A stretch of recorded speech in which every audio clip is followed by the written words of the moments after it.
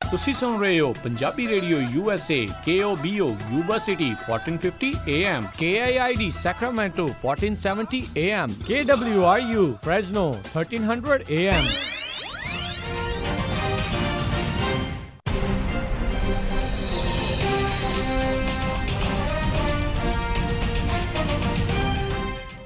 Punjabi radio USA ਸੁਣ ਰਹੇ ਸਾਰੇ ਹੀ ਮਾਣਯੋਗ ਅਤੇ ਸਤਿਕਾਰਤ ਸਰੋਤਿਆਂ ਨੂੰ ਪੰਜਾਬੀ ਰੇਡੀਓ USA ਦੀ ਟੀਮ ਅਤੇ ਮੇਰੇ ਰਾਜਕਨਵੀਰ ਸਿੰਘ ਵੱਲੋਂ ਆਪ ਜੀ ਨੂੰ ਬਹੁਤ ਪਿਆਰ ਸਤਿਕਾਰ ਸਹਿਤ ਦੋਨੋਂ ਅੱਜ ਜੋੜ ਕੇ ਨਿੱਘੀ ਜਿਹੀ ਸਤਿ ਸ੍ਰੀ ਅਕਾਲ। ਸਭ ਨੂੰ ਜੀ ਨੂੰ ਆਖਦੇ ਹਾਂ।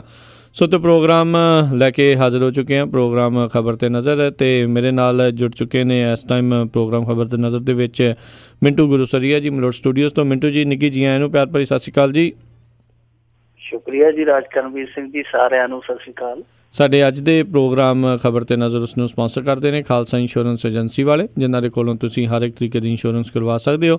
ਇੰਸ਼ੋਰੈਂਸ ਬਾਰੇ ਪਤਾ ਕਰਨ ਲਈ ਕਾਲ ਕਰੋ ਨੰਬਰ 408-272-2500 ਦੇ ਉੱਤੇ। ਇਸ ਦੇ ਨਾਲ ਕ੍ਰਿਸ਼ਨ ਧਨੋਤਾ ਜੀ ਯੂਬਾ ਸਿਟੀ ਤੋਂ, ਗੁਰਵਿੰਦਰ ਸਿੰਘ ਅਵਤਾਰ ਸਿੰਘ ਚਾਂਦੀ ਆਰਨੋ ਐਕਸਪ੍ਰੈਸ ਵਾਲੇ ਕੋਚੈਲਾ ਤੋਂ, ਅਮਰਜੀਤ ਸਿੰਘ ਦੋਸਾਂਝ ਯੂਬਾ ਸਿਟੀ ਤੋਂ, ਤਾਰਾ ਸਿੰਘ ਜੀ ਫਰੈਜ਼ਨੋ ਤੋਂ, ਜੱਸੀ ਗਿੱਲ ਪਲੰਬਿੰਗ ਵਾਲੇ ਬੇਕਰਸਫੀਲਡ ਤੋਂ, ਪ੍ਰੀਤਮ ਸਿੰਘ ਤਲਵਿੰਦਰ ਸਿੰਘ ਗਿੱਲ ਬੇਕਰਸਫੀਲਡ ਤੋਂ, ਸੁੱਚਾ ਸਿੰਘ ਜੀ ਫਰੈਜ਼ਨੋ ਤੋਂ ਅਤੇ ਲਾਲੀ ਸਿੱਧੂ ਜੀ ਬੇਕਰਸਫੀਲਡ ਤੋਂ। ਇਹਨਾਂ ਸਾਰਿਆਂ ਦਾ ਅਸੀਂ ਬਹੁਤ ਬਹੁਤ ਧੰਨਵਾਦ ਕਰਦੇ ਹਾਂ। ਜੇਕਰ ਤੁਸੀਂ ਜਾਂ ਕੋਈ ਹੋਰ ਕਾਰੋਬਾਰ ਇਸ ਪ੍ਰੋਗਰਾਮ ਨੂੰ ਸਪਾਂਸਰ ਕਰਨਾ ਚਾਹੁੰਦੇ ਹੋ, ਉਹ ਸੰਪਰਕ ਕਰੋ ਨੰਬਰ 408-722-7698 ਦੇ ਉੱਤੇ।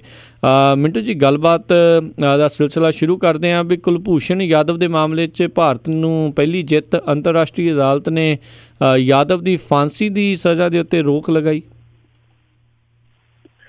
ਦੇਖੋ ਰਾਜਕਨਵੀਰ ਸਿੰਘ ਜੀ, ਆਪਾਂ ਜਿੱਦਣ ਪਹਿਲੀ ਸੁਣਵਾਈ ਹੋਈ ਸੀ ਉਦੋਂ ਇਹ ਗੱਲ ਕੀਤੀ ਸੀਗੀ ਕਿ ਜਿਹੜਾ ਇਹਨਾਂ ਨੇ ਪੈਂਤੜਾ ਮੱਲਿਆ ਉੱਥੇ ਜਾ ਕੇ, ਉਹ ਇਹਨਾਂ ਦਾ ਪੈਂਤੜਾ ਬਹੁਤ ਸਟਰੋਂਗ ਆ। ਮਸਲਨ ਕਿ ਇਹਨਾਂ ਨੇ ਜਾ ਕੇ ਸਿਰਫ ਇੱਕੋ ਗੱਲ ਕਹੀ ਸੀ ਕਿ ਜਿਹੜਾ ਸਾਨੂੰ ਇਹਨਾਂ ਨੇ ਸਫਾਰਤੀ ਇਮਦਾਦ ਦਾ ਰਸਤਾ ਨਹੀਂ ਦਿੱਤਾ, ਉਹ ਵਿਆਨਾ ਸੰਧੀ ਦਾ ਉਲੰਘਣ ਆ।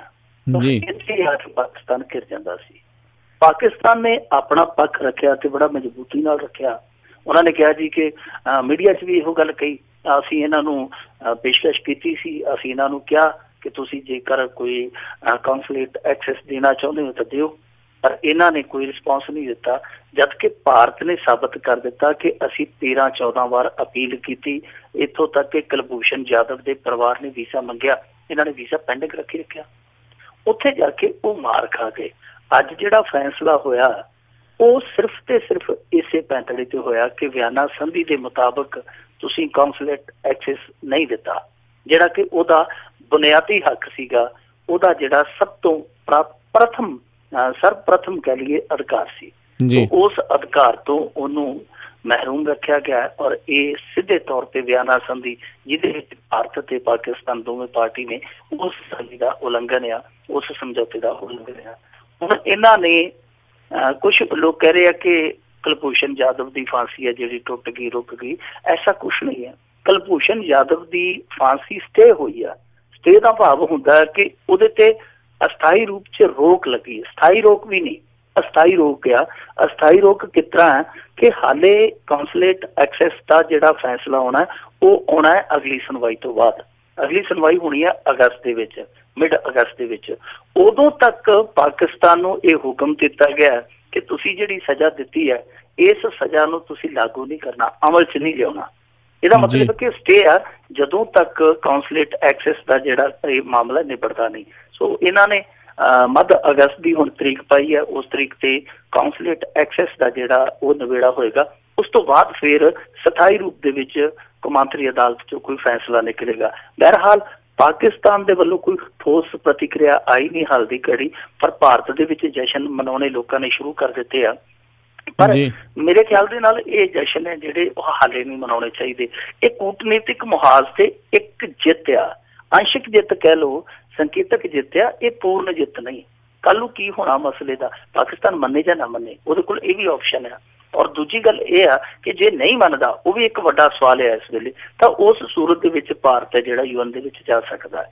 ਔਰ UN ਪਾਕਿਸਤਾਨ ਨੂੰ ਪਾਬੰਦੀਆਂ ਦੇ ਘੇਰੇ 'ਚ ਵੀ ਲਿਆ ਸਕਦਾ, ਉਹ ਬਾਅਦ ਦੀਆਂ ਗੱਲਾਂ। ਪਰ ਬਹਰਹਾਲ ਕੁਲਭੂਸ਼ਣ ਜਾਧਵ, ਉਹਦਾ ਪਰਿਵਾਰ ਔਰ ਇੱਥੋਂ ਦੇ ਲੋਕ ਜਿਹੜੇ ਕੁਲਭੂਸ਼ਣ ਜਾਧਵ ਲਈ ਦੁਆ ਕਰਦੇ ਸੀਗੇ, ਉਹ ਕੁਝ ਸਮੇਂ ਲਈ ਰਾਹਤ ਮਹਿਸੂਸ ਜ਼ਰੂਰ ਕਰਦੇ ਹੋਣੇ ਆ। ਪਰ ਕੁਲਭੂਸ਼ਣ ਜਾਧਵ ਨੂੰ ਤੇ ਰਾਹਤ ਕਾਹਦੀ ਹੈ? ਉਹਦੀ ਜ਼ਿੰਦਗੀ ਤੇ ਹਾਲੇ ਵੀ ਹੈ ਜਿਹੜੀ ਸੂਲ ਤੇ ਲਟਕੀ ਆ, ਉਹਦੇ ਲਈ ਤੇ ਉਹ ਜਿਵੇਂ ਕਹਿੰਦੇ ਸੀ ਨਾ ਕੋਈ ਕਿ ਸਾਸ ਲੈਤਾ ਹੂੰ ਤਾਂ ਜ਼ਖਮੋਂ ਕੋ ਹਵਾ ਲੱਗਦੀ ਹੈ, ਤੂੰ ਹੀ ਬਤਾ ਜ਼ਿੰਦਗੀ ਤੂੰ ਮੇਰੀ ਕਿਆ ਲੱਗਦੀ ਹੈ। ਉਹ ਤੇ ਹਰ ਪਲ ਇਹੋ ਹੀ ਗੱਲ ਕਹਿੰਦਾ ਹੋਏਗਾ। ਹਾਂ, ਇੱਧਰਲਿਆਂ ਨੂੰ ਥੋੜੀ ਜਿਹੀ ਰਾਹਤ ਮਹਿਸੂਸ ਹੋਈ ਹੈ, ਔਰ ਰਾਹਤ ਇਸ ਕਰਕੇ ਜ਼ਿਆਦਾ ਮਹਿਸੂਸ ਹੋ ਰਹੀ ਹੈ ਕਿਉਂਕਿ ਮਾਮਲਾ ਪਾਕਿਸਤਾਨ ਨਾਲ ਲੜਾਈ ਦਾ ਸੀ, ਚਾਹੇ ਕਾਨੂੰਨੀ ਲੜਾਈ ਸੀ, ਤੇ ਜਦੋਂ ਵੀ ਪਾਕਿਸਤਾਨ ਨਾਲੋਂ ਕੋਈ ਸਫਲਤਾ ਮਿਲਦੀ ਹੈ ਇੱਧਰਲਿਆਂ ਨੂੰ ਤੇ ਫਿਰ ਮਨ ਜ਼ਿਆਦਾ ਖੁਸ਼ੀ ਹੁੰਦਾ। ਦੂਜਿਆਂ ਨਾਲੋਂ ਅਸਫਲਤਾ ਮਿਲੇ ਤੇ ਉਹਨਾਂ ਮਨ ਨਹੀਂ ਟੁੱਟਦਾ ਜਿੰਨਾ ਪਾਕਿਸਤਾਨ ਤੋਂ ਸਫਲਤਾ ਮਿਲੀ ਤੋਂ ਟੁੱਟਦਾ। ਜੀ ਜੀ। ਅਗਲੀ ਮਿੰਟੂ ਜੀ ਗੱਲ ਕਰੀਏ, ਜੋਗੀ ਰਾਜ ਵਿੱਚ ਇੱਕ ਪਿੰਡ ਇਹੋ ਜਿਹਾ ਜਿੱਥੇ ਬਿਜਲੀ ਨੇ ਰਿਸ਼ਤਿਆਂ ਦਾ ਕਰੰਟ ਖਤਮ ਕਰ ਦਿੱਤਾ। ਦੇਖੋ, ਜੋਗੀ ਰਾਜ ਦੇ ਵਿੱਚ ਇਸ ਤਰ੍ਹਾਂ ਦਾ ਪਿੰਡ ਸਾਹਮਣੇ ਆਇਆ ਰਾਜ ਕਰਨਵੀਰ ਸਿੰਘ ਜੀ, ਜਿੱਥੇ ਬਿਜਲੀ ਨਹੀਂ ਹੈ। ਬਿਜਲੀ ਨਹੀਂ ਹੈ ਤੇ ਰਿਸ਼ਤਿਆਂ ਦੇ ਵਿੱਚੋਂ ਵੀ ਕਰੰਟ ਖਤਮ ਹੋ ਗਿਆ। ਕਿਉਂ ਤੇ ਕਾਹਤੋਂ? ਇਹ ਬੜਾ ਵੱਡਾ ਸਵਾਲ ਆ। ਅਸਲ ਦੇ ਵਿੱਚ ਕਹਾਣੀ ਕੀ ਹੈ ਕਿ ਉੱਥੇ ਹੁਣ ਲੜਕੀਆਂ ਦੇ ਵਿਆਹ ਨਹੀਂ ਕੀਤੇ ਜਾਂਦੇ, ਸਾਕ ਨਹੀਂ ਦਿੱਤੇ ਜਾਂਦੇ। ਉਹ ਕਹਿੰਦੇ ਕਿ ਤੁਹਾਡੇ ਪਿੰਡ ਤੇ ਲਾਟੂ ਨਹੀਂ ਜਗਦਾ, ਤੁਸੀਂ ਕੁੜੀ ਦੇ ਭਾਗ ਕੀ ਜਗਾਓਗੇ। ਸੋ ਇਸ ਕਰਕੇ ਉੱਥੇ ਪਿੰਡ ਦੇ ਨਾਂ ਦੇ ਨਾਲ ਹੁਣ ਛੜਿਆਂ ਦਾ ਪਿੰਡ ਲੱਗ ਗਿਆ।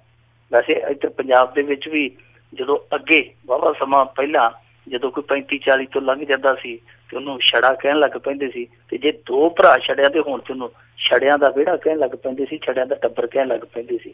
ਸੋ ਉਹ ਪਿੰਡ ਵੀ ਵਿਚਾਰਾ ਇਹੋ ਜਿਹੀ ਕਰਮ ਦਾ ਸ਼ਿਕਾਰ ਹੋਇਆ ਕਿ ਉਹਨੂੰ ਛੜਿਆਂ ਦਾ ਪਿੰਡ ਕਿਹਾ ਜਾਣ ਲੱਗ ਪਿਆ। ਪਿੰਡ ਦਾ ਨਾਂ ਆ ਇਲਾਹਾਬਾਦ ਜ਼ਿਲ੍ਹੇ ਦਾ ਤਾਰਾ ਮਜਰਾ, ਉਹ ਪਿੰਡ ਦਾ ਨਾਮ ਹੈ ਤਾਰਾ ਮਜਰਾ। ਪਿੰਡ ਦੇ ਵਿੱਚ ਹਾਲ ਇਹ ਹੈ ਰਾਜ ਕਰਨਵੀਰ ਸਿੰਘ ਜੀ, ਉੱਥੇ ਬਿਜਲੀ ਨਹੀਂ ਹੈ, ਔਰ ਬਿਜਲੀ ਨਾ ਹੋਣ ਕਰਕੇ ਲੋਕਾਂ ਨੇ ਉੱਥੇ ਸਾਕ ਕਰਨੇ ਬੰਦ ਕਰ ਦਿੱਤੇ ਆ, ਰਿਸ਼ਤੇ ਨਹੀਂ ਹੁੰਦੇ। ਜਿਹੜੇ ਲੋਕ ਘਰ ਵਸਾਉਣਾ ਚਾਹੁੰਦੇ ਆ, ਹੁਣ ਦੇਖੋ ਵਿਆਹ ਦਾ ਲੱਡੂ ਕਿਹਦਾ ਜੀ ਨਹੀਂ ਕਰਦਾ ਖਾਣ ਨੂੰ, ਸਾਰਿਆਂ ਦਾ ਜੀ ਕਰਦਾ। ਤੇ ਹੁਣ ਜਿਹੜਾ ਬੰਦਾ ਜ਼ਿਆਦਾ ਕਾਹਲਾ ਤੇ ਫਿਰ ਉਹਦੇ ਕੋਲ ਇੱਕ ਹੀ ਬਦਲ ਬਚਦਾ ਕਿ ਉਸ ਪਿੰਡੋਂ ਉਹ ਗੱਠੜੀ ਬੰਨੇ ਤੇ ਕਿਸੇ ਹੋਰ ਪਿੰਡ ਚਲਾ ਜਾਵੇ, ਉੱਥੇ ਜਾ ਕੇ ਬੈਂਡ ਵਜਾ ਲਵੇ ਤੇ ਵਜਾ ਲਵੇ। ਇੱਥੇ ਤੇ ਫਿਰ ਸ਼ਹਿਨਾਈਆਂ ਨਹੀਂ ਵੱਜਦੀਆਂ। ਸੋ ਲੋਕੀ ਹਿਜਰਤ ਕਰਕੇ ਉੱਥੋਂ ਜਾ ਰਹੇ ਆ। ਔਰ ਕੱਲਾ ਬਿਜਲੀ ਹੀ ਨਹੀਂ, ਉੱਥੇ ਇੱਕ ਹੋਰ ਸਮੱਸਿਆ ਹੈ ਪਾਣੀ ਦੀ। ਪਾਣੀ ਲਈ ਸਿਰਫ ਤੇ ਸਿਰਫ ਇੱਕ ਨਲਕਾ ਹੈ ਪੂਰੇ ਪਿੰਡ ਦੇ ਵਿੱਚ, ਜਿਹੜਾ ਮੇਰੇ ਖਿਆਲ ਦੇ ਨਾਲ 15-16 ਸਾਲ ਪਹਿਲਾਂ ਲੱਗਾ ਸੀ ਉੱਥੇ। ਇੱਕੋ ਨਲਕੇ ਤੋਂ ਸਾਰਾ ਪਿੰਡ ਪਾਣੀ ਪੀਂਦਾ। ਪਤਾ ਨਹੀਂ ਚੰਗਾ ਹੋਊ ਮੰਦਾ ਹੋਊ, ਪਰ ਸਾਰੇ ਪਿੰਡ ਦਾ ਇੱਕੋ ਇੱਕ ਜ਼ਰੀਆ ਪਿਆਸ ਬੁਝਾਉਣ ਦਾ, ਉਹ ਹੈਂਡ ਪੰਪ। ਜੋਗੀ ਸਾਹਿਬ ਕਹਿੰਦੇ ਸਨ ਕਿ ਬਿਜਲੀ ਅਸੀਂ ਪਿੰਡਾਂ ਦੇ ਵਿੱਚ ਘੱਟੋ ਘੱਟ 18 ਕਰਾਂਗੇ, ਅਸੀਂ ਬਿਜਲੀ ਦੇ ਮਾਮਲੇ 'ਚ ਭੇਦਭਾਵ ਨਹੀਂ ਕਰਾਂਗੇ, ਕਿਉਂਕਿ ਉੱਥੇ ਤਾਂ ਪ੍ਰਧਾਨ ਮੰਤਰੀ ਵੀ ਕਹਿਆ ਸੀ ਕਿ ਅਸੀਂ ਸ਼ਮਸ਼ਾਨ ਘਾਟ ਨੂੰ ਵੀ ਦੇਵਾਂਗੇ ਤੇ ਅਸੀਂ ਕਬਰਸਤਾਨ ਨੂੰ ਵੀ ਦੇਵਾਂਗੇ। ਪਰ ਹੁਣ ਤੇ ਇਹ ਜਿਹੜੇ ਪਿੰਡ ਸਾਹਮਣੇ ਆ ਰਹੇ ਆ, ਇਹ ਤੇ ਇਹਨਾਂ ਦੇ ਆਪਦੇ ਹਿੰਦੂਆਂ ਦੇ ਆ ਨਾ, ਇੱਥੇ ਦੇ ਦੇਣ ਬਿਜਲੀ। ਇਹ ਤੇ ਹੁਣ ਸ਼ਮਸ਼ਾਨ ਘਾਟ ਵਾਲਿਆਂ ਦੇ ਦੇਣ, ਇਹਨਾਂ ਦੇ ਜਗਾਉਣ ਲੱਟੂ। ਇਹ ਇਕੱਲਾ ਯੂਪੀ ਨਹੀਂ ਰਾਜ ਕਰਨਵੀਰ ਸਿੰਘ ਜੀ, ਅਸੀਂ ਆਪਣੇ ਆਪ ਨੂੰ ਬਹੁਤ ਸਾਰੇ ਰਾਜਾਂ ਤੋਂ ਅੱਗੇ ਗਿਣਦੇ ਆ ਪੰਜਾਬ ਵਾਲੇ, ਪਰ ਅਸੀਂ ਭੁੱਲ ਜਾਂਦੇ ਸਾਡੇ ਪਿੰਡ ਵੀ ਕੁਛ ਇਹੋ ਜਿਹੇ ਗਿਆ। ਹੁਸ਼ਿਆਰਪੁਰੋਂ ਜਦੋਂ ਉੱਤੇ ਨੂੰ ਚੜ੍ਹਦੇ ਆ ਹਿਮਾਚਲ ਨੂੰ, ਕੁਛ ਪਿੰਡ ਆ ਜਿਨ੍ਹਾਂ ਦੇ ਵਿੱਚ ਹਾਲੇ ਵੀ ਬਿਜਲੀ ਹੈ ਜਿਹੜੀ ਨਹੀਂ ਪਹੁੰਚੀ ਪ੍ਰੋਪਰ। ਸਾਡੇ ਪਿੰਡ ਜਿਹੜੇ ਅਸੀਂ ਰੋਪੜ ਤੋਂ ਅੱਗੇ ਜਾਂਦੇ ਆ, ਜਿਹੜੇ ਬਿਲਕੁਲ ਹਿਮਾਚਲ ਦੇ ਕੰਢੀ ਇਲਾਕੇ 'ਚ ਕਹਿ ਸਕਦੇ ਹਾਂ, ਉਹ ਜਿਹੜੇ ਪਿੰਡ ਆ ਉੱਚੇ ਪਹਾੜਾਂ ਤੇ ਸਥਿਤ ਪਿੰਡ ਆ, ਜਿਨ੍ਹਾਂ ਦੇ ਨਾਲੋਂ ਪੰਜਾਬ ਨੇ ਰਿਸ਼ਤਾ ਹੀ ਤੋੜ ਲਿਆ। ਉਹ ਨਾ ਉੱਧਰ ਦੇ ਆ ਨਾ ਉੱਧਰ ਦੇ ਆ, ਉਹ ਪਹਾੜਾਂ ਤੋਂ ਉੱਤਰ ਕੇ ਪੀਣ ਵਾਲਾ ਪਾਣੀ ਲੈ ਕੇ ਜਾਂਦੇ ਆ, ਨਾ ਕੋਈ ਸਕੂਲ ਨਾ ਕੋਈ ਹਸਪਤਾਲ, ਕੁਛ ਵੀ ਨਹੀਂ। ਇਹ ਸਮੱਸਿਆ ਸਾਡੇ ਇੱਥੇ ਕੁਛ ਪਿੰਡਾਂ ਦੀ ਵੀ ਆ। ਪੂਰੇ ਭਾਰਤ ਦੇ ਵਿੱਚ ਜੇ ਇਸ ਤਰ੍ਹਾਂ ਦੇ ਪਿੰਡ ਲਾਈਏ ਤੇ ਉਹ ਹਜ਼ਾਰਾਂ ਦੀ ਤਾਦਾਦ ਦੇ ਵਿੱਚ ਆ। ਇਹਦਾ ਕਾਰਨ ਇਹ ਆ ਕਿ ਇਹ ਜਿਹੜੀ ਵਿਵਸਥਾ ਵਿਗੜੀ ਹੋਈ ਆ, ਬਿਲਕੁਲ ਮੁੱਢ ਕਦੀਮੋਂ ਹੀ ਵਿਗੜੀ ਹੋਈ ਆ ਤੇ ਮੁੱਢ ਪੰਥ ਤੋਂ ਹੀ ਵਿਗੜੀ ਹੋਈ ਆ। ਇਹ ਵਿਵਸਥਾ ਠੀਕ ਹੁੰਦੀ ਵੀ ਕਿਵੇਂ? ਗੱਲ ਤੇ ਉਹ ਆ ਨਾ, ਜਿਵੇਂ ਤਰਸਦੀ ਨੇ ਦਿੱਤਾ ਵਿਲਕਦੀ ਨੇ ਖਾਧਾ, ਉਹ ਗੱਲ ਆ। ਇਹਨਾਂ ਟੁੱਚੇ ਹਾਕਮਾਂ ਨੇ ਵੋਟ ਮੁਖੀ ਰਾਜਨੀਤੀ ਕੀਤੀ ਆ, ਨਾ ਕਿ ਲੋਕ ਮੁਖੀ। ਜੇ ਲੋਕ ਮੁਖੀ ਰਾਜਨੀਤੀ ਕੀਤੀ ਹੁੰਦੀ ਤੇ ਸਮੱਸਿਆਵਾਂ ਇਸ ਤਰ੍ਹਾਂ ਨਾ ਹੁੰਦੀਆਂ। ਖਤਰਨਾਕ ਨੁਕਸ ਇਹ ਵੀ ਆ ਕਿ ਇਹਨਾਂ ਦੀਆਂ ਸਿਆਸੀ ਠੱਗੀਆਂ ਨੂੰ ਲੋਕ ਭਾਗ ਮੰਨ ਬੈਠੇ ਆ। ਜਦੋਂ ਤੱਕ ਲੋਕ ਇਹ ਨਹੀਂ ਆਉਂਦੇ ਕਿ ਅਸੀਂ ਵੈਟ ਦਿੰਦੇ ਆ, ਵੋਟ ਦਿੰਦੇ ਆ, ਸਰਵਿਸ ਟੈਕਸ ਦਿੰਦੇ ਆ, ਸੈਸ ਦਿੰਦੇ ਆ, ਜੇ ਤੁਸੀਂ ਬਦਲੇ 'ਚ ਸਾਨੂੰ ਬੁਨਿਆਦੀ ਸਹੂਲਤਾਂ ਹੀ ਨਹੀਂ ਦੇ ਸਕਦੇ ਤੇ ਫਿਰ ਅਸੀਂ ਤੁਹਾਡੇ ਗਲ 'ਚ ਹਾਰ ਦੀ ਧਾਰ ਪਾਵਾਂਗੇ। ਉਹਨਾਂ ਚਿਰ ਜਿੰਨਾ ਚਿਰ ਇਹ ਲੋਕ ਇਹਨਾਂ ਨੂੰ ਕਹਿੰਦੇ ਨਹੀਂ, ਸੁਣਾਉਂਦੇ ਨਹੀਂ, ਸਵਾਲ ਨਹੀਂ ਕਰਦੇ, ਉਹਨਾਂ ਚਿਰ ਇਹੋ ਹੀ ਕਹਾਣੀ ਰਹੇਗੀ, ਕਿਤੇ ਲਾਟੂ ਨਹੀਂ ਮਲੇਗਾ, ਕਿਤੇ ਪਾਣੀ ਨਹੀਂ ਹੋਏਗਾ। ਜੀ ਜੀ ਜੀ ਮਿੰਟੂ ਜੀ, ਅਗਲੀ ਜਿਹੜੀ ਆਪਾਂ ਗੱਲ ਕਰੀਏ, ਹਰਿਆਣੇ ਵਿੱਚ ਹੋਈ ਹੈਵਾਨੀਅਤ ਦੇ ਮਾਮਲੇ ਦੇ ਵਿੱਚ ਖੁਲਾਸੇ ਹੋਏ ਆ। ਪੁਲਿਸ ਨੇ ਮਾਮਲੇ ਨੂੰ ਦਬਾਉਣ ਦੀ ਕੋਸ਼ਿਸ਼ ਕੀਤੀ ਹੈ। ਦੇਖੋ, ਆਂਦੇ ਹੁੰਦੇ ਆ ਕਿ ਲੂਣ ਹਰਾਮੀ ਗੁਨੇਗਾਰ ਬੰਦੇ ਹੋ ਮੰਦਾ। ਜੀ, ਇਹ ਲੂਣ ਹਰਾਮੀ ਆ ਜਿਹੜੀ ਪੁਲਿਸ ਇੱਥੋਂ ਦੀ ਕਰਦੀ ਪਈ ਹੈ। ਜਿੱਥੇ ਵੀ ਕਿਤੇ ਕਰਦੀ ਆ ਇਹ ਲੋਨ ਹਰਾਮੀ ਆ। ਲੋਨ ਹਰਾਮੀ ਇਸ ਕਰਕੇ ਆ ਕਿ ਜਿਹੜੇ ਪੁਲਿਸ ਵਾਲਿਆਂ ਦੇ ਟੱਬਰ ਕਰਦੇ ਆ, ਉਹ ਟੱਬਰ ਜਿਹੜੇ ਅੰਨ ਤੇ ਪਲਦੇ ਆ, ਉਸ ਅੰਨ ਦੀ ਕੀਮਤ ਸਾਡੇ ਲੋਕ ਆਪਣੀ ਬੜੀ ਕਮਾਈ ਦੇ ਵਿੱਚੋਂ ਅਦਾ ਕਰਦੇ, ਇਹਨਾਂ ਨੂੰ ਤਨਖਾਹ ਦਿੰਦੇ ਆ। ਤਨਖਾਹ ਕਾਹਦੇ ਲਈ ਦਿੰਦੇ ਆ ਕਿ ਸਾਡੇ ਸੇਵਾਦਾਰ ਬਣ ਕੇ, ਸਾਡੇ ਪਹਿਰੇਦਾਰ ਬਣ ਕੇ, ਸਾਡੇ ਹੱਕ, ਸਾਡੀ ਜਿਹੜੀ ਆਲੇ ਦੁਆਲੇ ਦੀ ਸੁਰੱਖਿਆ ਉਹ ਯਕੀਨੀ ਬਣਾਉਣ। ਪਰ ਹੁੰਦਾ ਕੀ ਆ, ਹੁੰਦਾ ਇਹ ਆ ਕਿ ਇਹ ਸਭ ਤੋਂ ਵੱਡੇ ਦੁਸ਼ਮਣ ਬਣ ਜਾਂਦੇ ਆ ਆਮ ਲੋਕਾਂ ਦੇ। ਜਿਹੜਾ ਰੋਹਤਕ ਰੇਪ ਕਾਂਡ ਹੋਇਆ, ਹੁਣ ਤੁਸੀਂ ਸੁਣ ਲਿਆ ਹੋਣਾ ਉਹਦੇ ਬਾਰੇ, ਉਹ ਦੂਸਰਾ ਹੀ ਲਗਭਗ ਨਿਰਭਇਆ ਕਾਂਡ। ਵੈਸੇ ਤਾਂ ਨਿਰਭਇਆ ਕਾਂਡ ਉਦੋਂ ਬਾਅਦ ਬਹੁਤ ਜ਼ਿਆਦਾ ਹੋ ਗਿਆ, ਪਰ ਇਹ ਇੱਕ ਅਸੀਂ ਜਿੱਦਾਂ ਕਹਿ ਲਈਏ ਨਾ ਕਿ ਹੁਣ ਉਹ ਬਣਾ ਹੀ ਲਿਆ, ਇੱਕ ਪੈੜ ਹੀ ਬਣਾ ਲਈ ਅਸੀਂ, ਉਸ ਪੈੜ ਚੱਲਦੇ ਜਾਂਦੇ ਹਾਂ। ਜਦੋਂ ਵੀ ਦਰਿੰਦਗੀ ਹੁੰਦੀ ਹੈ ਤੇ ਨਿਰਭਇਆ ਕਾਂਡ ਦਾ ਨਾਂ ਦੇ ਦਿੰਦੇ ਹਾਂ। ਬਹੁਤ ਜ਼ਿਆਦਾ ਦਰਿੰਦਗੀ ਕੀਤੀ ਗਈ ਕੁੜੀ ਦੇ ਨਾਲ, ਕੁੜੀ ਨੂੰ ਚੁੱਕਿਆ ਗਿਆ। ਉਸ ਤੋਂ ਬਾਅਦ ਸੁਨਸਾਨ ਇਲਾਕੇ ਚਲੇ ਜਾ ਕੇ ਰੋਹਤਕ ਉਹਦੇ ਨਾਲ ਵਹਿਸ਼ਤ ਕੀਤੀ ਗਈ, ਦਰਿੰਦਗੀ ਇਸ ਕਦਰ ਕੀਤੀ ਗਈ, ਉਹਦੇ ਗੁਪਤ ਅੰਗਾਂ ਦੇ ਵਿੱਚ ਵੀ ਸੱਟਾਂ ਮਾਰੀਆਂ ਗਈਆਂ, ਜਬਾੜੇ ਤੋੜ ਦਿੱਤੇ ਗਏ, ਸਿਰ ਫੇਰ ਦਿੱਤਾ ਗਿਆ, ਬਹੁਤ ਬੁਰੀ ਤਰ੍ਹਾਂ ਨੂੰ ਮਾਰਿਆ ਗਿਆ। ਪਰ ਜਿਹੜਾ ਹੁਣ ਖੁਲਾਸਾ ਹੋ ਰਿਹਾ ਉਹ ਹਰਿਆਣਾ ਪੁਲਿਸ ਨੂੰ ਸ਼ਰਮਸਾਰ ਕਰਨ ਵਾਲਾ। ਵੈਸੇ ਗੱਲ ਇਹ ਹੈ ਕਿ ਸ਼ਰਮ ਮਗਰ ਇਨਕੋ ਆਤੀ ਨਹੀਂ, ਸ਼ਰਮਸਾਰ ਤੇ 50 ਵਾਰੀ ਹੋਇਆ, ਸ਼ਰਮਸਾਰ ਤੇ ਮੁਰਖਲ ਦੇ ਵਿੱਚ ਵੀ ਹੋਏ ਸਨ ਨਾ। ਉਦੋਂ ਕਹਿੰਦੇ ਸੀਗੇ ਕਿ ਦੇਖੋ ਜੀ ਕੁਛ ਵੀ ਨਹੀਂ ਹੋਇਆ, ਕੁਛ ਵੀ ਨਹੀਂ ਹੋਇਆ। ਤੇ ਜਦੋਂ ਹਾਈ ਕੋਰਟ ਨੇ ਸੱਦ ਕੇ ਇਹਨਾਂ ਦੇ ਗੱਲ 'ਚ ਸਾਫਾ ਪਾਇਆ ਤੇ ਕਹਿੰਦੇ ਜੀ ਸਭ ਕੁਝ ਹੋਇਆ, ਅਸੀਂ ਕਾਰਵਾਈ ਵੀ ਕਰਾਂਗੇ।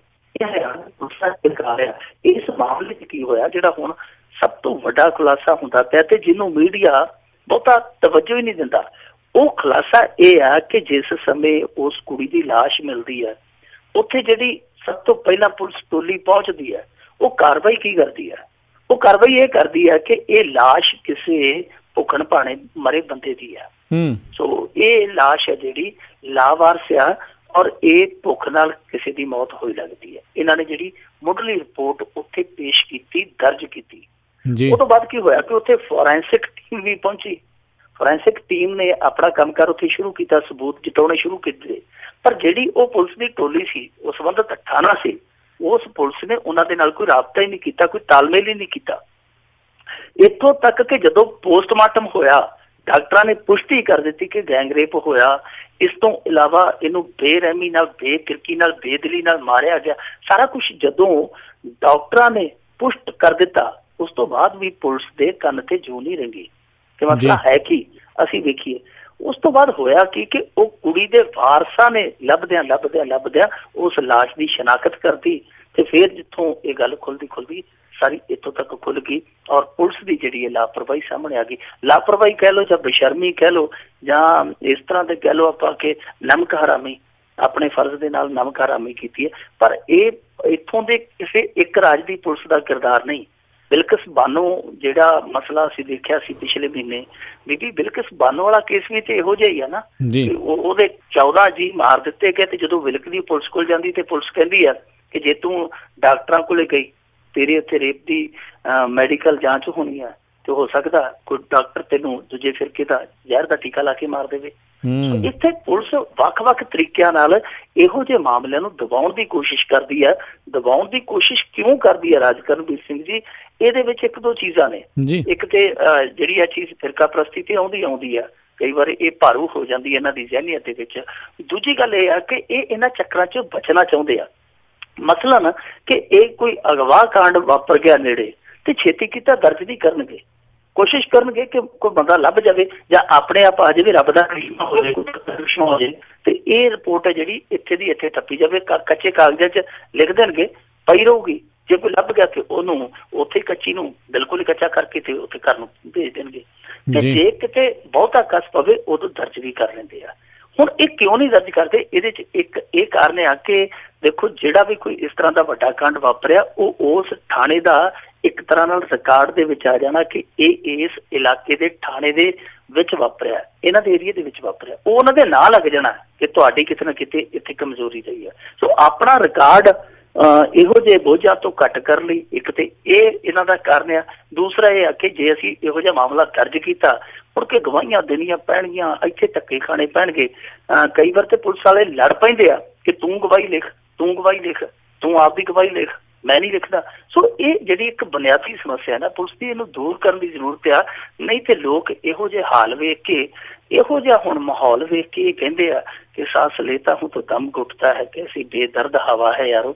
ਇੱਥੇ ਹਵਾ ਵੀ ਬੇਦਰਦ ਹੋ ਗਈ ਹੈ। ਲੋਕੀ ਜਦੋਂ ਸਾਹ ਲੈਂਦੇ ਆ, ਸਾਹ ਨੇ ਰਿਲੀਫ ਦੇਣੀ ਹੁੰਦੀ ਹੈ, ਰਾਹਤ ਦੇਣੀ ਹੁੰਦੀ ਹੈ, ਪਰ ਇੱਥੇ ਉਲਟਾ ਹੈ। ਇਸ ਮਾਹੌਲ 'ਚ ਜਦੋਂ ਸਾਹ ਲੈਂਦੇ ਆ ਲੋਕ ਤੇ ਦਮ ਘੁੱਟਦਾ ਹੈ। ਜੀ ਜੀ। ਅਗਲੀ ਮਿੰਟੂ ਜੀ ਗੱਲ ਕਰੀਏ ਸੂਬੇ ਸਰਕਾਰ ਦੇ ਕਹਿੰਦੇ ਫੈਸਲੇ ਨਾਲ ਚੰਡੀਗੜ੍ਹ ਦੇ ਉੱਤੇ ਪੰਜਾਬ ਦਾ ਦਾਅਵਾ ਹੋਰ ਕਮਜ਼ੋਰ ਪੈ ਗਿਆ। ਦੇਖੋ, ਇਹਨਾਂ ਨੇ ਜਿਹੜਾ ਫੈਸਲਾ ਕੀਤਾ ਸੀਗਾ ਨਾ ਰਾਜ ਕਰਨਵੀਰ ਸਿੰਘ ਜੀ, ਉਹ ਇਹ ਕੀਤਾ ਸੀਗਾ ਕਿ ਜਿੰਨੇ ਦਫ਼ਤਰ ਨਿੱਜੀ ਇਮਾਰਤਾਂ 'ਚ ਚੱਲਦੇ ਆ ਚੰਡੀਗੜ੍ਹ ਦੇ ਵਿੱਚ, ਉਹ ਸਾਰੇ ਛੱਡ ਦਿਓ। ਅਸੀਂ ਕਿਰਾਇਆ ਨਹੀਂ ਦਿਆਂਗੇ, ਰੈਂਟ ਅਸੀਂ ਨਹੀਂ ਦੇਣਾ, ਤੁਸੀਂ ਆਪਦਾ ਜੋ ਮਰਜ਼ੀ ਕਰੋ, ਛੱਡ ਕੇ ਤੇ ਜਿਹੜੇ ਮੋਹਾਲੀ ਦੇ ਵਿੱਚ ਦਫ਼ਤਰ ਆ, ਜਿਹੜੀਆਂ ਇਮਾਰਤਾਂ, ਉਹਨਾਂ 'ਚ ਸ਼ਿਫਟ ਹੋ ਜਾਓ। ਕੁਛ ਦਫ਼ਤਰ ਇਹਨਾਂ ਦੇ ਇਸ ਤਰ੍ਹਾਂ ਦੇ ਸੀਗੇ ਰਾਜ ਕਰਨਵੀਰ ਸਿੰਘ ਜੀ, ਜਿਹੜੇ ਕਈ ਦਿਨ ਤੱਕ ਨਾ ਦਰਖਤਾਂ ਥੱਲੇ ਚੱਲਦੇ ਰਹੇ। ਔਰ ਅੱਜ ਵੀ ਇੱਕ ਮਹਿਕਮੇ ਦਾ ਇੱਕ ਦਫ਼ਤਰ ਚੰਡੀਗੜ੍ਹ ਦਰਖਤਾਂ ਦੇ ਥੱਲੇ ਚੱਲਣ ਰਿਹਾ, ਉਹਦੇ ਕੋਲ ਇਮਾਰਤ ਨਹੀਂ ਆਉਂਦੀ। ਸੋ ਹੁਣ ਜਿਹੜੇ ਉੱਥੇ ਦਫ਼ਤਰ ਚੱਲਦੇ ਪਏ ਸਨ, ਨਿੱਜੀ ਇਮਾਰਤਾਂ ਦੇ ਵਿੱਚ ਰੈਂਟ ਤੇ ਇਮਾਰਤਾਂ ਲਈਆਂ ਸਨ, ਦਫ਼ਤਰ ਬਣਾਏ ਸਨ, ਉਹ ਸਾਰੇ ਸ਼ਿਫਟ ਹੋ ਰਹੇ ਆ ਮੋਹਾਲੀ ਦੇ ਵਿੱਚ, ਕਿਉਂਕਿ ਲਾਗੇ ਮੋਹਾਲੀ ਹੈ, ਉੱਥੇ ਕਿਤੇ ਜਾਣੋ ਹੀ ਰਹੇ, ਪੰਚਕੂਲੇ ਤਾਂ ਜਾਣੋ ਰਹੇ, ਇੱਧਰ ਨੂੰ ਆ ਰਹੇ ਆ। ਹੁਣ ਇਹਦਾ ਅਸਰ ਕੀ ਪੈਣ ਡਿਆ? ਅਸਰ ਦਫ਼ਤਰ ਜਿਹੜਾ ਉੱਥੇ ਚੰਡੀਗੜ੍ਹ ਦੇ ਵਿੱਚ ਇਹਨਾਂ ਦੇ ਵਾਝੇ ਘੜਿਆ ਹੋਇਆ, ਆਪਣੇ ਦਫ਼ਤਰ ਮੋਹਾਲੀ ਸ਼ਿਫਟ ਕਰ ਗਏ, ਯਾਨੀ ਪੰਜਾਬ ਨੂੰ ਆ ਗਏ। ਮੋਹਾਲੀ ਕੀ ਜਦੋਂ ਪੰਜਾਬ 'ਚ ਆ ਗਏ, ਉਹ ਪੰਜਾਬ ਹੀ ਰਹਿਣਾ। ਦੂਜੀ ਗੱਲ ਇਹ ਆ ਕਿ ਜਦੋਂ ਅਫਸਰ ਆਉਣਗੇ, ਅਫਸਰਾਂ ਦੀ ਰਿਹਾਇਸ਼ ਵੀ ਨਾਲ ਆ ਜਾਣੀ ਆ। ਅਫਸਰ ਇਹ ਨਹੀਂ ਕਿ ਉਹ ਇਮਾਰਤਾਂ 'ਚ ਇੱਥੇ ਕੰਮ ਕਰਨਗੇ, ਦਫ਼ਤਰਾਂ 'ਚ ਇੱਥੇ ਕੰਮ ਕਰਨਗੇ ਤੇ ਰਿਹਾਇਸ਼ ਚੰਡੀਗੜ੍ਹ ਰੱਖਣਗੇ। ਬਹੁਤਿਆਂ ਦੀ ਜਿਹੜੀ ਸਰਕਾਰੀ ਰਿਹਾਇਸ਼ ਆ ਉਹ ਤੇ ਆਉਣੀ ਹੈ, ਨਿੱਜੀ ਰਿਹਾਇਸ਼ ਹੈ ਜਿਹੜੀ ਉਹ ਵੀ ਇੱਧਰ ਆ ਜਾਣੀ ਆ। ਬੱਚਿਆਂ ਦੇ ਸਕੂਲ ਵੀ ਸ਼ਾਇਦ ਬਦਲੇ ਜਾਣ। ਇਹਦੇ ਨਾਲ ਜਿਹੜਾ ਇਹਨਾਂ ਦਾ ਚੰਡੀਗੜ੍ਹ ਦਾ ਦਾਅਵਾ ਉਹ ਪੇਤਲਾ ਪੈਂਦਾ ਜਾਂਦਾ। ਪੇਤਲਾ ਤੇ ਇਸ ਕਦਰ ਪੈਂਦਾ ਜਾਂਦਾ ਕਿ ਦੇਖੋ, ਆਹ ਯੂਨੀਵਰਸਿਟੀ ਵਾਲਾ ਮਸਲਾ ਪਰਸੋਂ ਵਿਚਾਰਿਆ ਗਿਆ ਨਾ ਹਾਈ ਕੋਰਟ ਦੇ ਵਿੱਚ। ਹਰਿਆਣੇ ਨੇ ਕੀ ਕਿਹਾ? ਹਰਿਆਣੇ ਨੇ ਇਹਨਾਂ ਦੇ ਮੂੰਹ ਤੇ ਕੱਸ ਕੇ ਚਪੇੜ ਮਾਰੀ। ਚਪੇੜ ਇਹ ਮਾਰੀ ਕਿ ਦੇਖੋ ਜੀ, ਪੰਜਾਬ ਜੇ ਰਜਾਮੰਦ ਹੋਵੇ ਤੇ ਅਸੀਂ ਪੰਜਾਬ ਯੂਨੀਵਰਸਿਟੀ ਨੂੰ ਇਹਦੇ ਬਦਲੇ ਕੀ ਆ, ਇਸ ਯੂਨੀਵਰਸਿਟੀ ਨਾਲ ਹਰਿਆਣੇ ਦੇ ਕਾਲਜ ਜੋੜ ਦਿਓ, ਮਤਲਬ ਕਿ ਸਾਡਾ ਦਾਅਵਾ ਕਰ ਦਿਓ ਤੇ ਅਸੀਂ ਪੈਸੇ ਦੇ ਦਿੰਦੇ। ਕਿੱਡੀ ਵੱਡੀ ਚਪੇੜ ਸੀ ਇਹਨਾਂ ਦੇ ਮੂੰਹ ਤੇ। ਇਹ ਸ਼ਰਮੀ ਦੇ ਨਾਲ ਚਪੇੜ ਹੱਸਦੇ ਰਹੇ, ਗੱਡੀਆਂ ਕਰਦੇ ਰਹੇ। ਨਹੀਂ ਜੀ, ਸੁਪਰੀਮ ਕੋਰਟ ਦੇ ਵਿੱਚ ਇੱਕ ਅਲੱਗ ਕੇਸ ਆ, ਉਹ ਤਰੀਕ ਲੰਘ ਲੈਣ ਦਿਓ, ਫਿਰ ਅਸੀਂ ਜਵਾਬ ਦੇਵਾਂਗੇ। ਮੈਂ ਕਹਿੰਦਾ ਤੇ ਕੋਈ ਜਵਾਬ ਹੀ ਹੈ ਨਹੀਂ, ਕੋਈ ਜਵਾਬ ਹੀ ਹੈ ਨਹੀਂ। ਸੋ ਇਹ ਚੰਡੀਗੜ੍ਹ ਦਾ ਦਾਅਵਾ ਤੇ ਬਿਲਕੁਲ ਜਿਵੇਂ ਕਹਿ ਲਈਏ ਨਾ ਪੇਤਲਾ ਹੋ ਚੁੱਕਾ ਪੰਜਾਬ ਦਾ ਦਾਅਵਾ, ਕਿਉਂਕਿ 60-40 ਵਾਲਾ ਅਨੁਪਾਤ ਸੀ ਜਿਹੜਾ, ਉਹ ਬਿਲਕੁਲ ਖਤਮ ਹੋ ਚੁੱਕਾ। ਸਾਡਾ 60% ਉੱਥੇ ਮੁਲਾਜ਼ਮਾਂ ਦਾ ਅਨੁਪਾਤ ਸੀ, ਪਰ ਨਹੀਂ, ਮੇਰੇ ਖਿਆਲ ਦੇ ਨਾਲ 60 ਹੁਣ ਹਰਿਆਣੇ ਦਾ ਹੋ ਗਿਆ ਨਾ, ਇਹਨਾਂ ਦਾ 40 ਤੋਂ ਵੀ ਥੱਲੇ ਆ ਗਿਆ ਹੋਣਾ ਗ੍ਰਾਫ। ਤੇ ਸੁਣਨ ਦੇ ਵਿੱਚ ਤੇ ਇਹ ਵੀ ਆਇਆ ਸੀ ਕਿ ਵੱਡੇ ਘਰਾਂ ਦੀਆਂ ਬੱਸਾਂ ਉੱਥੇ ਵਾੜਨ ਲਈ ਭਰਤੀ ਛੱਡ ਦਿੱਤੀ ਗਈ ਸੀ। ਇੱਕ ਬਹੁਤ ਵੱਡੀ ਭਰਤੀ ਸੀ, ਉਹਦੇ 'ਚ ਅਨੁਪਾਤ ਉਹਨਾਂ ਨੂੰ ਵਧਾ ਕੇ ਦੇ ਦਿੱਤਾ ਗਿਆ ਤੇ ਬਦਲੇ ਦੇ ਵਿੱਚ ਕੀ ਮਿਲਿਆ ਪੰਜਾਬ ਨੂੰ ਕਿ ਜਿਹੜੀਆਂ ਬੱਸਾਂ ਸੀ ਉਹ ਚੰਡੀਗੜ੍ਹ 43 'ਚ ਜਾਣ ਲੱਗ ਪਈਆਂ। ਇਹੋ ਜਿਹੀਆਂ ਮਾੜੀਆਂ ਨੀਤੀਆਂ, ਮਾੜੀਆਂ ਨੀਤਾਂ ਨੇ ਚੰਡੀਗੜ੍ਹ ਜਿਹੜਾ ਪੰਜਾਬ ਤੋਂ ਬਹੁਤ ਦੂਰ ਕਰ ਦਿੱਤਾ। ਬਿਲਕੁਲ ਦੂਰ ਚੰਡੀਗੜ੍ਹ ਹੋਇਆ ਤੇ ਦੇਖੋ ਫਰਕ ਕਿਸੇ ਨੂੰ ਕੀ ਪੈਣਾ ਜੀ। ਜਿਹੜੇ ਸਾਡੇ ਮੁੰਡੇ ਆ ਉਹ ਕਹਿੰਦੇ ਸਾਨੂੰ ਕੀ ਫਰਕ ਆ, ਅਸੀਂ ਤੇ ਗੇੜੀ ਮਾਰਨੀ ਹੈ, ਉੱਥੇ ਕਿਹੜਾ ਵੀਜ਼ੇ ਚੰਡੀਗੜ੍ਹ ਚਲੇ ਜਾਣਾ ਨਾ। ਜਿਹੜੇ ਕਲਾਕਾਰ ਆ ਜਾਂ ਜਿਹੜੇ ਸਾਡੇ ਗੀਤਕਾਰ ਆ ਉਹ ਵੀ ਕਹਿੰਦੇ ਆ ਕਿ ਅਸੀਂ ਤੇ ਗਾਣਾ ਬਣਾ ਹੀ ਦੇਣਾ ਨਾ, ਆਪਾਂ ਚੰਡੀਗੜ੍ਹ ਲੈ ਲਿਆ ਉਹਨੇ ਦੇਖ ਹੀ ਦੇਣਾ ਨਾ, ਲਾਇਸੈਂਸ ਲੈ ਕੇ ਲਿਖਣਾ। ਜਿਹੜੇ ਰਾਜਨੀਤੀ ਆਏ ਆ ਉਹ ਤੇ ਹੈ ਹੀ ਇਹੋ ਜਿਹਾ। ਉਹਨਾਂ ਨੇ ਚੰਡੀਗੜ੍ਹ ਹਾਸਲ ਕਰਨ ਲਈ ਮੋਰਚੇ ਲਾਏ ਆ, ਚੰਡੀਗੜ੍ਹ ਦੇਣ ਲਈ ਵੀ ਮੋਰਚੇ ਲਾਏ ਆ। ਚੰਡੀਗੜ੍ਹ ਜੇ ਚਲਾ ਗਿਆ ਉਹਦੀ ਯਾਦ 'ਚ ਵੀ ਮੋਰਚੇ ਲਾ ਕੇ ਬਹਿ ਜਾਣਗੇ ਤੇ ਸਾਨੂੰ ਯਾਦ ਆ ਰਹੀ ਹੈ ਚੰਡੀਗੜ੍ਹ ਦੀ। ਸੋ ਉਹਨਾਂ ਦੀ ਕਿਸੇ ਨੂੰ ਕੋਈ ਫਰਕ ਨਹੀਂ ਪੈ ਰਿਹਾ, ਪਰ ਅਸਲ ਦੇ ਵਿੱਚ ਚੰਡੀਗੜ੍ਹ ਉੱਥੇ ਹੀ ਆ। ਪਰ ਰਾਜ ਕਰਨਵੀਰ ਸਿੰਘ ਜੀ, ਚੰਡੀਗੜ੍ਹ ਤੋਂ ਪੰਜਾਬ ਬਹੁਤ ਦੂਰ ਹੋ ਰਿਹਾ, ਹੌਲੀ ਹੌਲੀ ਬਹੁਤ ਦੂਰ ਹੋ ਰਿਹਾ। ਜੀ ਬਿਲਕੁਲ, ਇਹੋ ਜਿਹੇ ਦਾਅਵੇ ਜਿਹੜੇ ਆ ਬਿਲਕੁਲ ਜਿਹੜੀ ਮਰਜ਼ੀ ਸਰਕਾਰ ਇੱਥੇ ਆਈ ਹੋਵੇ ਖੋਖਲੇ ਹੀ ਜਿਹੜੇ ਉਹ ਨਜ਼ਰ ਆਏ ਆ ਚੰਡੀਗੜ੍ਹ ਦੇ ਉੱਤੇ। ਅਤੇ ਨਾਲੇ ਸੁਣਿਆ ਆ ਮਿੰਟੂ ਜੀ ਵੀ ਕੈਪਟਨ ਨੇ ਘਰ ਘਰ ਜਿਹੜੀ ਪਰਿਵਾਰ ਦੇ ਵਿੱਚ ਨੌਕਰੀ ਦੇਣ ਦਾ ਸਿਲਸਿਲਾ ਆ ਬੇਅੰਤ ਦੇ ਜਿਹੜੇ ਪਰਿਵਾਰ ਤੋਂ ਉਹ ਤੋਂ ਸ਼ੁਰੂ ਕਰ ਦਿੱਤਾ ਆ, ਰਵਨੀਤ ਬਿੱਟੂ ਦੇ ਭਰਾ ਨੂੰ।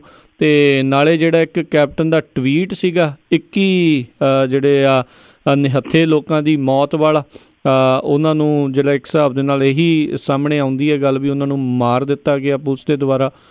ਉਸ ਨੇ ਬਹੁਤ ਵੱਡਾ ਭੁਚਾਲ ਲਿਆਂਦਾ ਆ। KPS ਗਿੱਲ ਨੂੰ ਪੰਜਾਬ ਸਰਕਾਰ ਹੁਣ AC ਐਂਬੂਲੈਂਸ ਭੇਜੀ ਆ। ਦੇਖੋ, ਪਹਿਲਾਂ ਗੱਲ ਆਪਾਂ ਜੇ ਟਵੀਟ ਦੀ ਕਰ ਲਈਏ ਰਾਜ ਕਰਨਵੀਰ ਸਿੰਘ ਜੀ, ਉਸ ਟਵੀਟ ਨੇ ਵਾਕਈ ਬਹੁਤ ਵੱਡਾ ਭੁਚਾਲ ਲਿਆਂਦਾ ਤੇ ਆਉਣਾ ਵੀ ਚਾਹੀਦਾ ਜੀ। 21 ਜਾਨਾਂ, ਇੱਕ ਜਾਨ ਮਾਨ ਨੇ 21 ਜਾਨਾਂ ਜਿਹੜੀਆਂ ਚਲੇ ਗਈਆਂ, ਪਰ 21 ਮਾਵਾਂ ਦੇ ਪੁੱਤ ਜਿਹੜੇ ਚਲੇ ਗਏ, ਉਹਨਾਂ ਦਾ ਹਿਸਾਬ ਕਿਤਾਬ ਤੇ ਹੋਣਾ ਚਾਹੀਦਾ।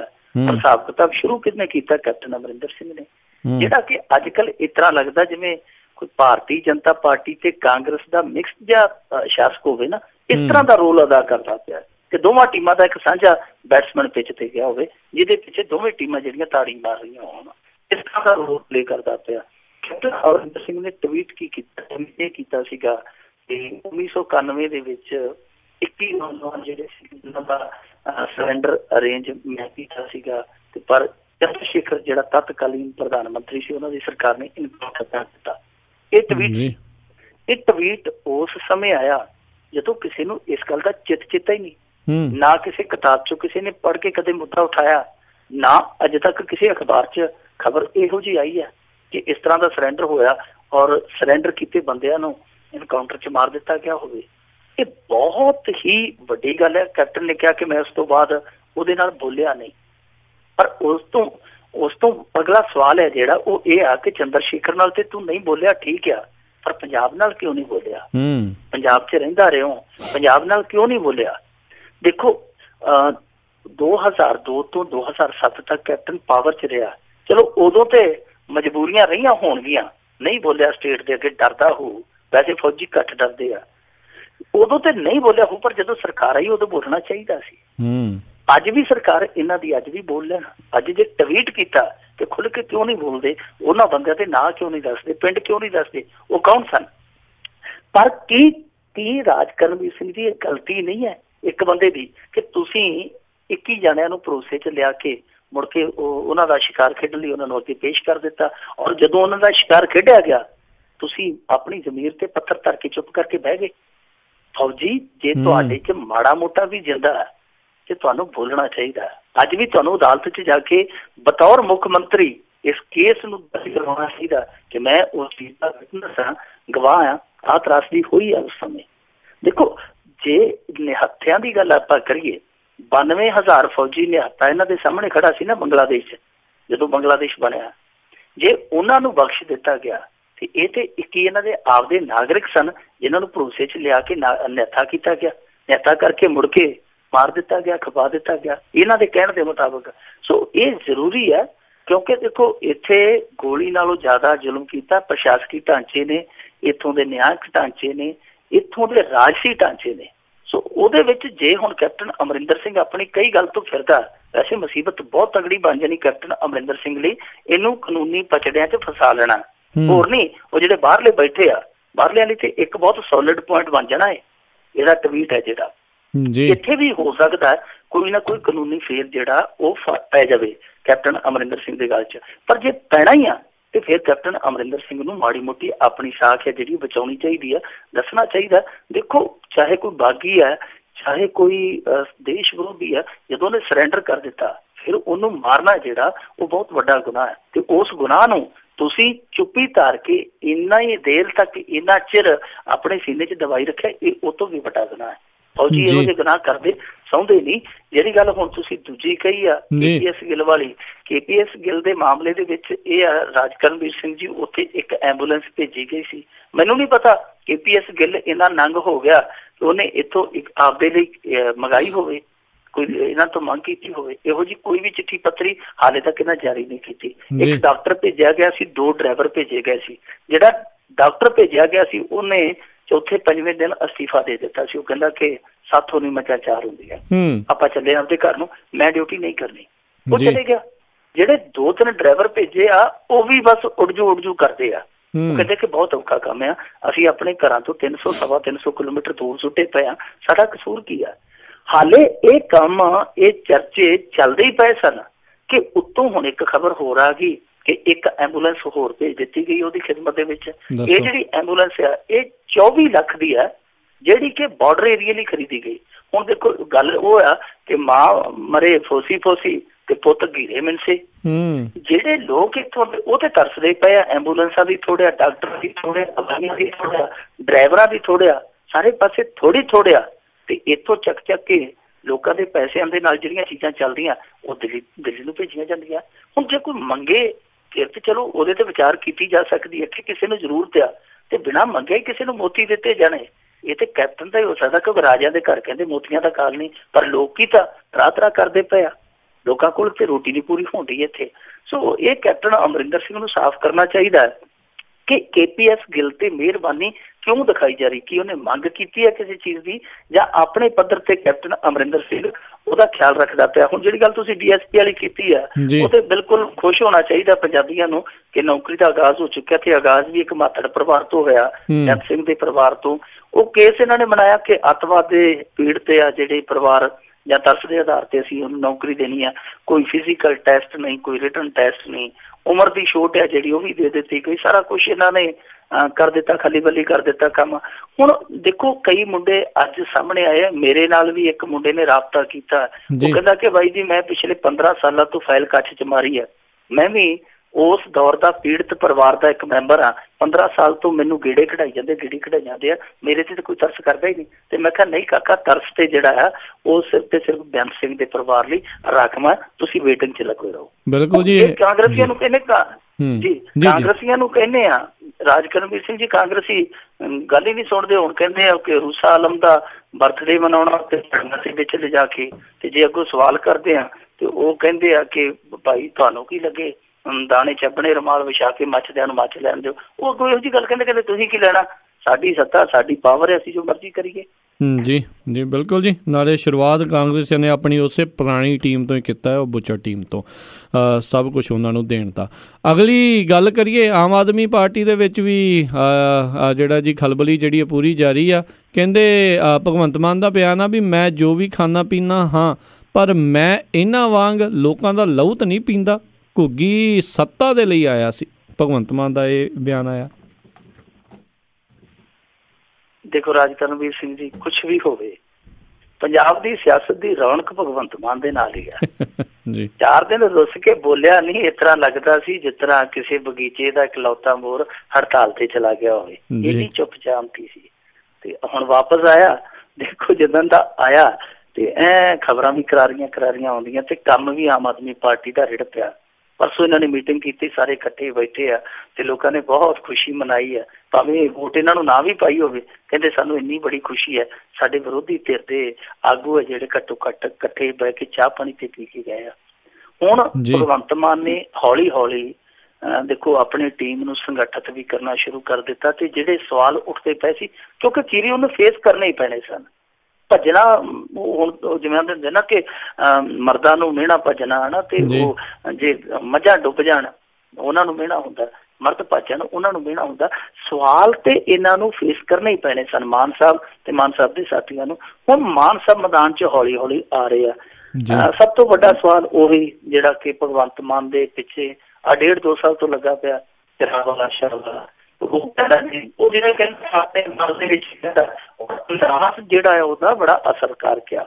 ਹਾਲੇ ਵੀ ਭਗਵੰਤ ਮਾਨ ਦੀ ਬੋਲਬਾਣੀ ਉਹੀ ਆ, ਤਿੱਖੀ ਆ, ਸੁਰ ਕੋਈ ਉਹਦੇ ਮੱਧਮ ਨਹੀਂ ਹੋਏ। ਉਹਨੇ ਆਖਿਆ ਕਿ ਦੇਖੋ ਮੈਂ ਕੋਈ ਕਿਸੇ ਦਾ ਲਹੂ ਤੇ ਨਹੀਂ ਪੀਂਦਾ, ਕਹਿੰਦਾ ਮੇਰੇ ਖਿਲਾਫ ਇਹ ਅਫਵਾਹਾਂ ਹੀ ਡਾਈ ਜਾਂਦੇ ਆ, ਪਰ ਮੇਰੇ ਖਿਲਾਫ ਅੱਜ ਤੱਕ ਨਾ ਕੋਈ ਭ੍ਰਿਸ਼ਟਾਖੋਰੀ ਦਾ ਦੋਸ਼ ਲੱਭਾ, ਨਾ ਕੋਈ ਇਨਕਮ ਟੈਕਸ ਚੋਰੀ ਦਾ ਦੋਸ਼ ਲੱਭਾ, ਨਾ ਕਿਸੇ ਵਿਦੇਸ਼ ਦੌਰੇ 'ਚ ਕਮੀ ਲੱਭੀ ਆ। ਜਦੋਂ ਕੁਛ ਨਹੀਂ ਲੱਭਦਾ ਤੇ ਮੇਰੇ ਖਾਣ ਪੀਣ ਤੇ ਆ ਜਾਂਦੇ ਆ। ਉਹ ਕਹਿੰਦਾ ਕਿ ਖਾਣਾ ਪੀਣਾ ਠੀਕ ਆ, ਜੋ ਮਰਜ਼ੀ ਆ, ਪਰ ਮੈਂ ਕਿਸੇ ਦਾ ਲਹੂ ਤੇ ਨਹੀਂ ਪੀਂਦਾ।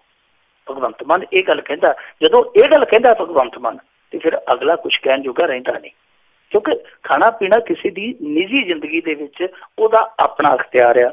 ਉਹਨੇ ਕੀ ਖਾਣਾ, ਕੀ ਪਹਿਨਣਾ, ਕੀ ਪਾਉਣਾ, ਕੀ ਪੀਣਾ, ਉਹ ਸਾਰਾ ਉਹਦੇ ਤੇ ਨਿਰਭਰ ਕਰਦਾ। ਦੂਜੀ ਗੱਲ ਜਿਹੜੀ ਅੱਜ ਭਗਵੰਤ ਮਾਨ ਨੇ ਇੱਕ ਇੰਟਰਵਿਊ ਦੇ ਵਿੱਚ ਕਹੀ ਆ, ਉਹ ਗੁਰਪ੍ਰੀਤ ਘੁੱਗੀ ਬਾਰੇ ਕਹੀ ਆ। ਉਹਨੇ ਆਖਿਆ ਕਿ ਦੇਖੋ ਪਾਰਟੀ ਹਾਈਕਮਾਨ ਨੇ ਗੁਰਪ੍ਰੀਤ ਨੂੰ ਪਾਰਟੀ 'ਚ ਸ਼ਾਮਲ ਕਰਨ ਦਾ ਫੈਸਲਾ ਕੀਤਾ ਸੀ ਤੇ ਮੈਂ ਉਸ ਸਮੇਂ ਇਹਦੇ ਨਾਲ ਖੜਾ ਸਾਂ। ਉਹਨੇ ਕਿਹਾ ਕਿ ਇਹਨੇ ਮੰਗ ਕੇ ਆਪਦੀ ਮਨਪਸੰਦ ਸੀਟ ਲਈ, ਅਸੀਂ ਦਿੱਤੀ ਤੇ ਕਹਿੰਦਾ ਮੈਨੂੰ ਸਭ ਤੋਂ ਔਖੀ ਸੀਟ ਮਿਲੀ ਤੇ ਮੈਂ ਫਿਰ ਵੀ ਵਿੱਚੇ ਛੱਡ ਕੇ ਆਪਦਾ ਚੋਣ ਪ੍ਰਚਾਰ ਗੁਰਪ੍ਰੀਤ ਘੁੱਗੀ ਲਈ 3 ਰੈਲੀਆਂ ਕਰਕੇ ਕਿਹਾ।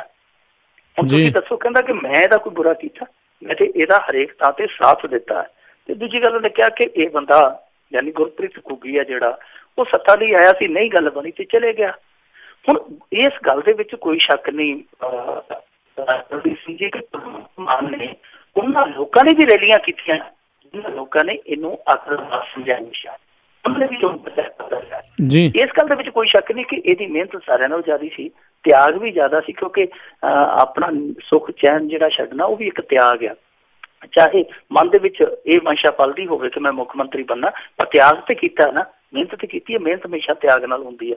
ਦੂਜੀ ਗੱਲ ਜਿਹੜੀ ਭਗਵੰਤ ਮਾਨ ਕਹਿੰਦਾ ਖਾਣ ਪੀਣ ਦੀ, ਬਿਲਕੁਲ ਮੈਂ ਇਸ ਮਾਮਲੇ 'ਚ ਭਗਵੰਤ ਮਾਨ ਦੀ ਇਹ ਜਿਹੜੀ ਦਲੀਲ ਆ ਉਹਦੇ ਨਾਲ ਬਿਲਕੁਲ 100% ਮੁਤਫਿਕ ਆ ਕਿ ਖਾਣਾ ਪੀਣਾ ਪਹਿਨਣਾ ਇਹ ਸਾਰਾ ਨਿੱਜੀ ਮਸਲਾ ਤੇ ਉਹ ਬੰਦੇ ਦੀ ਨਿੱਜਤਾ ਬੰਦੇ ਤੱਕ ਰਹਿਣੀ ਚਾਹੀਦੀ ਹੈ। ਪਰ ਭਗਵੰਤ ਮਾਨ ਨੂੰ ਇਹ ਜ਼ਰੂਰ ਸੋਚਣਾ ਚਾਹੀਦਾ ਔਰ ਇਹ ਜ਼ਰੂਰ ਜਵਾਬ ਦੇ ਰੂਪ 'ਚ ਦੱਸਣਾ ਵੀ ਚਾਹੀਦਾ ਕਿ ਦੇਖੋ ਹੁਣ ਤੁਹਾਡੇ ਤੇ ਦੋਸ਼ ਕੋਈ ਬਗਾਨਾ ਨਹੀਂ ਲਾਉਂਦਾ ਪਿਆ। ਐਤਕੀ ਜਿਹੜੇ ਦੋਸ਼ ਲੱਗੇ ਆ ਉਹ ਤੁਹਾਡੀ ਪਾਰਟੀ ਨੇ ਲਾਏ ਆ, ਤੁਹਾਡੇ ਪਾਰਟੀ ਨੇ ਸਗੋਂ ਲਾਏ ਨਹੀਂ। ਜਿਹੜੇ ਦੋਸ਼ ਅਤੀਤ 'ਚ ਤੁਹਾਡੇ ਤੇ ਲੱਗਦੇ ਰਹੇ ਆ ਉਹਨਾਂ ਦੀ ਪ੍ਰੋੜਤਾ ਕੀਤੀ ਆ। ਜਦੋਂ ਇਹਨਾਂ ਨੂੰ ਪ੍ਰਧਾਨ ਬਣਾਇਆ ਗਿਆ ਮਾਨ ਸਾਹਿਬ ਨੂੰ, ਤੇ ਉਦੋਂ ਇਹਨਾਂ ਦੀ ਪਾਰਟੀ ਨੇ ਕਿਹਾ ਕਿ ਹਾਂਜੀ ਅੱਗੇ ਤੋਂ ਨਹੀਂ ਪੀਂਦਾ, ਸਾਡੀ ਗੱਲ ਹੋ ਗਈ ਆ। ਇਹਦਾ ਮਤਲਬ ਕਿ ਪਿੱਛੇ ਪੀਂਦਾ ਸੀ, ਮੋਹਰ ਉਹਨਾਂ ਨੇ ਲਾਈ ਆ। ਔਰ ਕਮਾਲ ਦੀ ਗੱਲ ਤੇ ਇਹ ਆ ਕਿ ਜਦੋਂ ਅਖਬਾਰਾਂ 'ਚ ਛਪ ਗਿਆ ਕਿਸੇ ਨੇ ਖੰਡਨ ਨਹੀਂ ਕੀਤਾ, ਮੋਹਰੇ ਆ ਕੇ ਕਿਸੇ ਨੇ ਖੰਡਨ ਨਹੀਂ ਕੀਤਾ। ਜਰਨੈਲ ਸਿੰਘ ਨੇ ਸ਼ਰੇਆਮ ਇਹ ਗੱਲ ਕਹਿਤੀ ਕਿ ਭਗਵੰਤ ਮਾਨ ਦੀ ਦਾਰੂ ਵਾਲੀ ਬਦਨਾਮੀ ਸਾਡਾ ਬੇੜਾ ਗਰਕ ਕਰ ਗਈ, ਤੇ ਨਾ ਭਗਵੰਤ ਮਾਨ ਨੇ ਕੋਈ ਪ੍ਰਤੀਕਰਮ ਦਿੱਤਾ, ਨਾ ਬਾਅਦ 'ਚ ਜਰਨੈਲ ਸਿੰਘ ਨੇ ਆਪਣੇ ਬਿਆਨ ਦਾ ਖੰਡਨ ਕੀਤਾ, ਨਾ ਪਾਰਟੀ ਨੇ ਖੰਡਨ ਕੀਤਾ। ਸੋ ਇਸ ਵਾਰੀ ਭਗਵੰਤ ਮਾਨ ਨੂੰ ਇਹ ਜ਼ਰੂਰ ਜਵਾਬ ਦੇਣਾ ਪਵੇਗਾ ਕਿ ਠੀਕ ਆ ਕਿ ਅੱਗੇ ਤੇ ਵਿਰੋਧੀ ਸੀ ਤੇ ਵਿਰੋਧੀਆਂ ਦੇ ਸੱਚ ਨਹੀਂ ਸੀ ਮੰਨੇ ਜਾਂਦੇ, ਐਤਕੀ ਤੁਹਾਡੀ ਪਾਰਟੀ ਨੇ ਹੀ ਤੁਹਾਨੂੰ ਸ਼ੱਕੀ ਕੀਤਾ। ਚਲੋ ਖੈਰ ਫਿਰ ਬੀਤ ਗਿਆ ਸੋ ਬੀਤ ਗਿਆ, ਹੁਣ ਅੱਗੇ ਸੰਭਲਣ ਦਾ ਵੇਲਾ ਆ। ਭਗਵੰਤ ਮਾਨ ਖਾਵੇ ਪੀਵੇ ਜੋ ਮਰਜ਼ੀ, ਪਰ ਜਿਹੜੀ ਜਨਤਾ ਜ਼ਿੰਦਗੀ ਆ ਉਹਦੀ, ਇੱਕ ਉਹਦੀ ਨਿੱਜੀ ਜ਼ਿੰਦਗੀ ਆ, ਇੱਕ ਜਿਹੜੀ ਜਨਤਾ ਜ਼ਿੰਦਗੀ ਆ, ਨਿੱਜੀ ਤੇ ਜਨਤਾ ਦੀ ਜ਼ਿੰਦਗੀ, ਦੋਵਾਂ ਜ਼ਿੰਦਗੀਆਂ 'ਚ ਫਰਕ ਜ਼ਰੂਰ ਕਰ ਸਕਦੇ। ਰਾਜ ਕਰਨਵੀਰ ਸਿੰਘ ਜੀ ਗੱਲ ਪਹੁੰਚੋ ਕੇ ਚਲੀ ਜਾਣੀ ਆ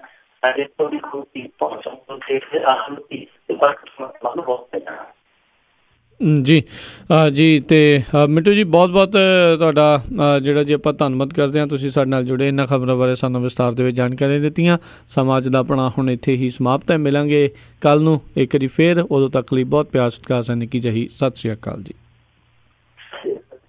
ਤੇ ਸਰੋਤਿਓ ਇੱਥੇ ਸਾਡਾ ਅੱਜ ਦਾ ਇਹ ਪ੍ਰੋਗਰਾਮ ਉਹ ਹੁਣ ਸਮਾਪਤ ਹੈ। ਮਿਲਾਂਗੇ ਜੀ ਕੱਲ੍ਹ ਨੂੰ ਅਗਲੇ ਪ੍ਰੋਗਰਾਮ ਦੇ ਵਿੱਚ, ਉਦੋਂ ਤੱਕ ਲਈ ਤੁਹਾਨੂੰ ਸਾਰਿਆਂ ਨੂੰ ਬਹੁਤ ਪਿਆਰ ਸਤਿਕਾਰ ਹੈ। ਦੋਨੋਂ ਅੱਜ ਜੋੜ ਕੇ ਨਿੱਕੀ ਜਿਹੀ ਸਤਿ ਸ਼੍ਰੀ ਅਕਾਲ। ਜਿਉਂਦੇ ਵਾਸਤੇ ਰਹੋ, ਹੱਸਦੇ ਖੇਲਦੇ ਰਹੋ ਤੇ ਸੁਣਦੇ ਰਹੋ ਜੀ ਪੰਜਾਬੀ ਰੇਡੀਓ USA।